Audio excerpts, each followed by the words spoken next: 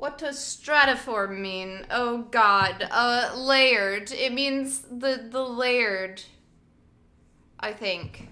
I'd have to see it in a... Can you use it in a sentence? And then I could spell it, but I can't tell you what it means. Yeah, a layer in another layer, among layers. The ground was stratified. Stratified.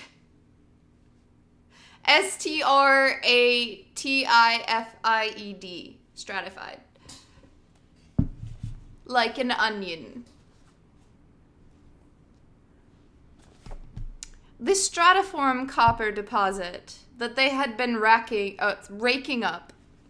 Not racking up. I got racks on racks on racks. Stratiform. The stratiform copper deposit that they had been raking up ran dry, and it was time for another Rala. The movement of the Hejra to the next site. They traveled for 2 days and arrived at another stratiform deposit that Frank had found. Frank went out again on another prospecting trip.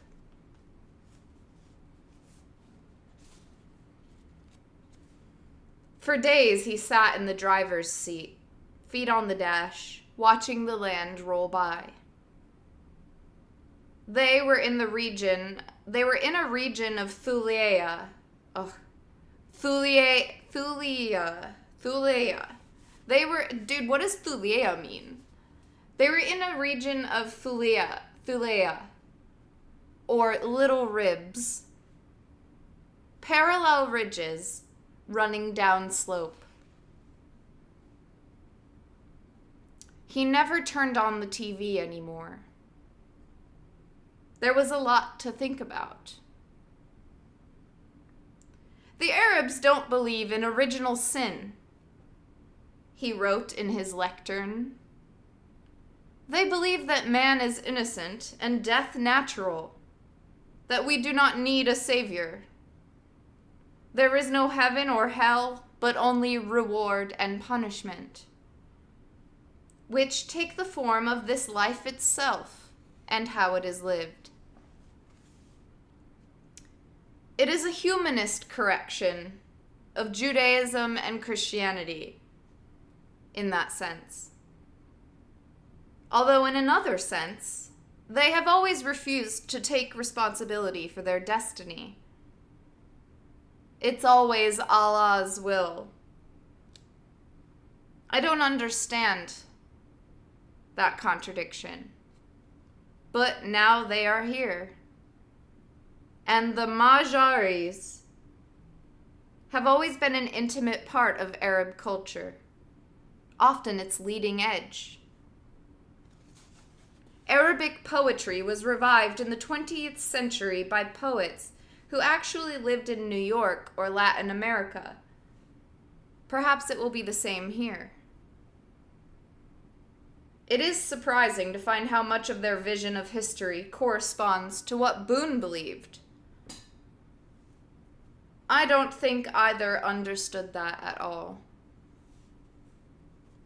Very few people ever bother to find out what other people really think. They are willing to accept whatever they are told about anyone sufficiently distant.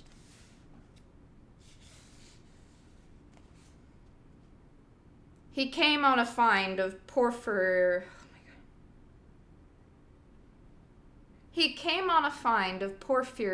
copper, unusually dense, and with high concentrations of silver in it as well. That would be welcome. Copper and silver were both only somewhat scarce metals on Earth. But silver was used in massive quantities in a great number of industries, and they were running low on easy sources of it. And here was more of it, right on the surface, in good concentrations. Not as much as in Silver Mountain on the Elysium Massif, of course, but the Arabs would not care. Harvest it, and then they would get to move again.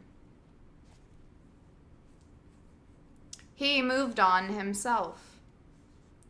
Days passed. The shadows wheeled. The wind went downslope, upslope, downslope, upslope.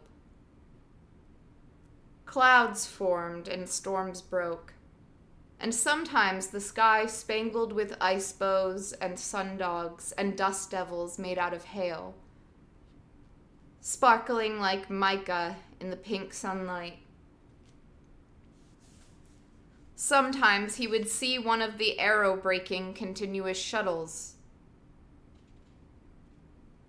like a blazing meteor running steadily across the sky. One clear morning, he saw Elysium Montes bulking over the horizon like a black Himalaya. The view bent 1,000 kilometers over the horizon by an inversion layer in the atmosphere. He stopped turning on the lectern as he had the TV. Nothing but the world and him. Winds caught at the sand and tossed clouds of it against the rover. Kala, the empty land.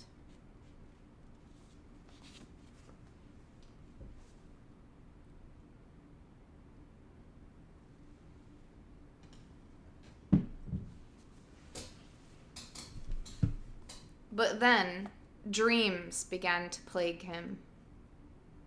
Dreams that were memories, intense and full and accurate, as if he were reliving his past while he slept. One night, he dreamed of the day he had found out for sure that he would lead the American half of the first Martian colony. He had driven from Washington out to Shenandoah Valley, feeling very odd. He walked for a long time in the great eastern hardwood forest. He came on the limestone caves at Luray, now a tourist attraction, and on a whim he took the tour. Every stalactite and stalagmite was lit by lurid colored lights. Some had mallets attached to them, and an organist could play them, like the plates of a glockenspiel. The well-tempered cavern. He had to walk out into the peripheral blackness and stuff his sleeve in his mouth so the other tourists wouldn't hear him laugh.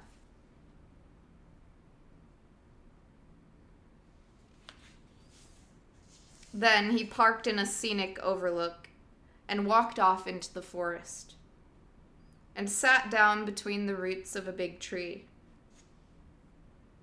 No one around, a warm fall night, the earth dark and furry with trees. Cicadas cycling through their alien hum. Crickets creaking their last mournful creaks, sensing the frost that would kill them. He felt so odd. Could he really leave this world behind? Sitting there on the earth, he had wished he could slide down a crack like a changeling and re-emerge something else. Something better, something mighty, noble, long-lived, something like a tree.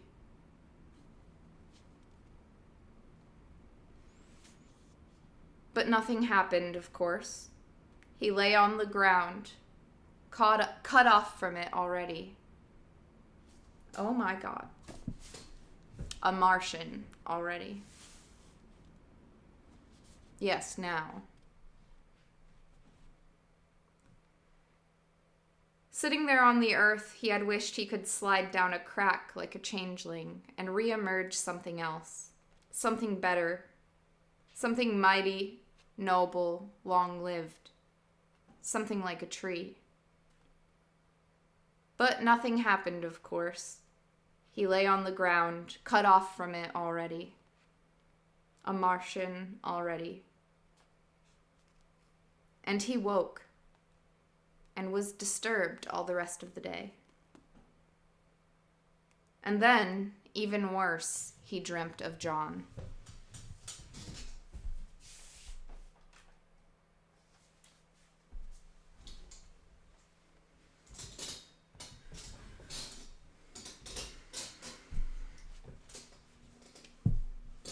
And then, even worse, he dreamt of John. He dreamed of the night he had sat in Washington and watched John on TV, stepping out onto Mars for the first time, closely followed by the other three. Frank left the official celebration at NASA and walked the streets. A hot DC night. Summer of 2020. No! Oh my God, get them out of there.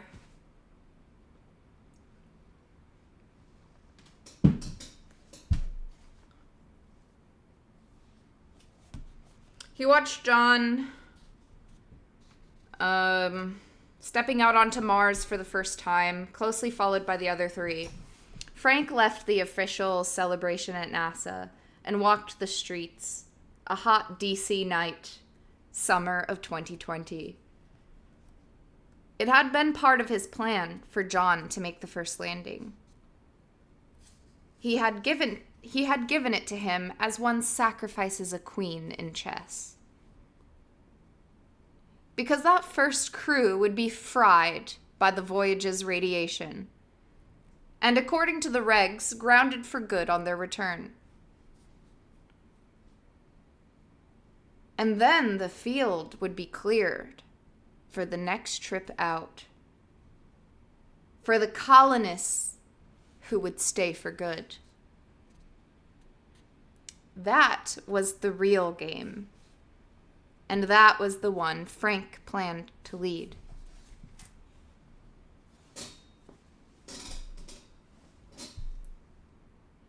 Listen, he wouldn't be a sociopath if John hadn't ruined it, okay? It was a good plan. It's the Game of Thrones, okay?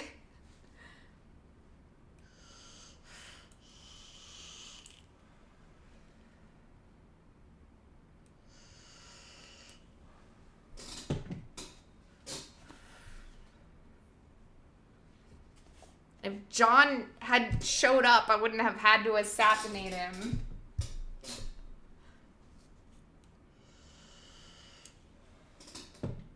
He was supposed to be irradiated. But we're just gonna let everybody who's been baked in a microwave go to Mars again? Then what am I doing here?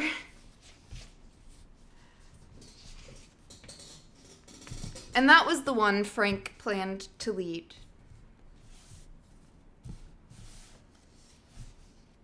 No, not for surviving. He just wasn't supposed to go again.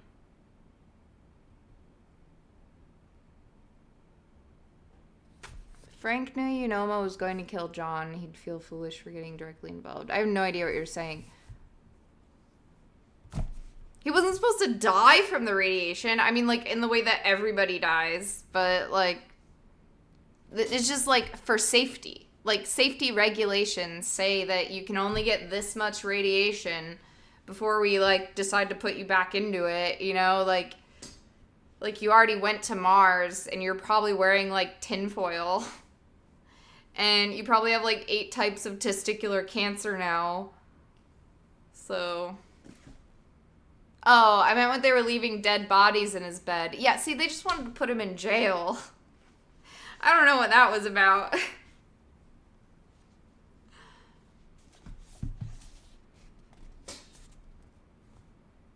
They weren't trying to murder him. They were just trying to send him back to Earth.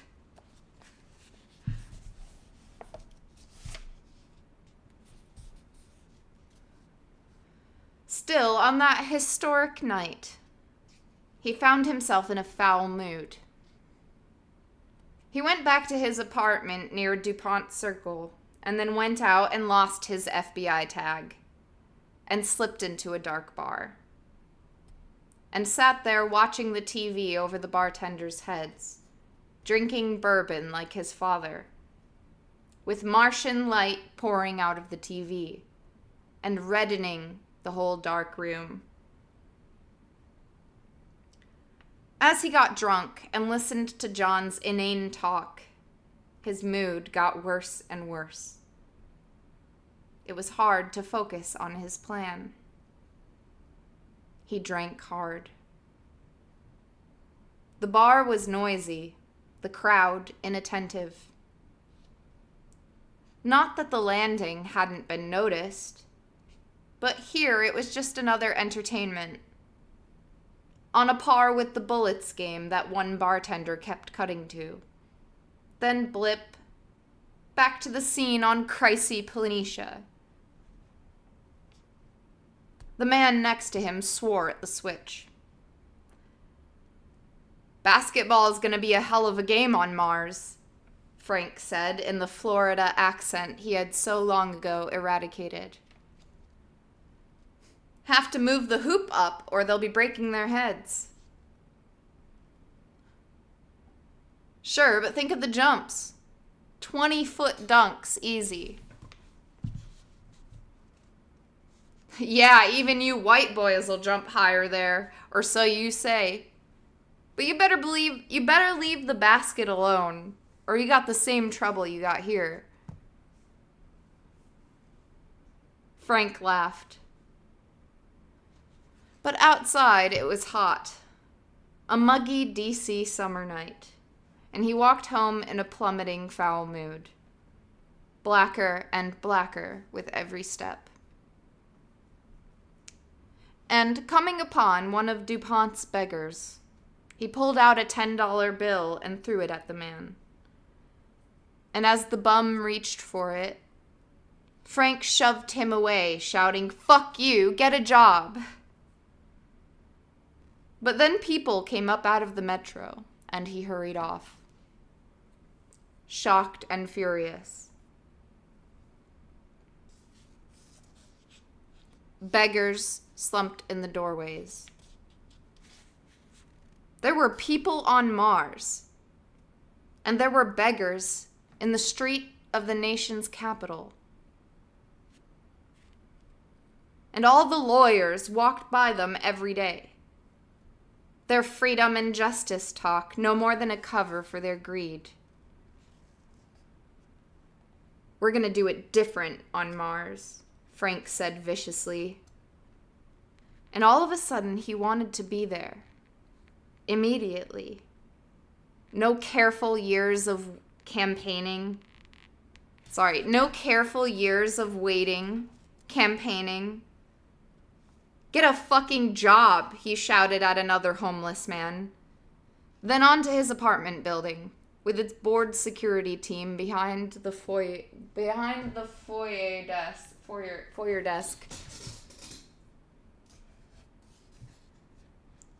People wasting their whole lives, sitting there doing nothing.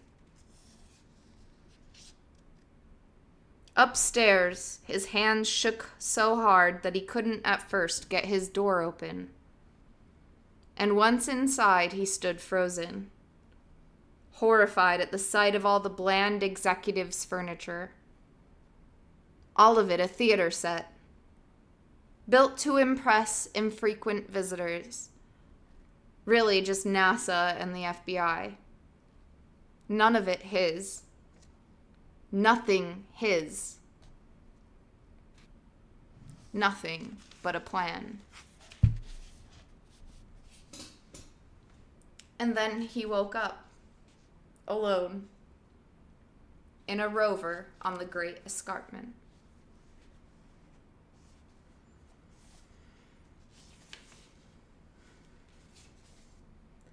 Eventually, he returned from this horrid expedition of dreams.